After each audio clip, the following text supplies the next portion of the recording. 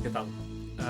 Soc el Lluís de Marè i em trobo ara aquí al meu taller i us volia ensenyar un llibre que enguany vaig publicar, que és aquell llibre que es diu Crònica satírica d'un judici de vergonya. El pròleg el va fer el Gabriel Rufián i és un llibre on explica, sobretot, el que és tota la part del judici, però d'una manera diferent. És totalment dibuixat i és un llibre on hi podem trobar, evidentment, des de testimonis, des de moments també més irònics i moments, digue-li, divertits o que li vam poder treure la punteta, però també, evidentment, és un llibre de reflexió.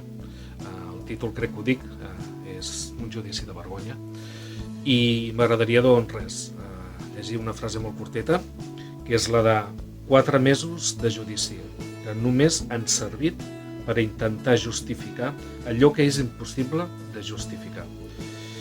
Personatges amb pomposos noms de poderes judiciales han sigut protagonistes d'aquesta farsa, aquí explicada de l'única manera que té sentit, en un còmic.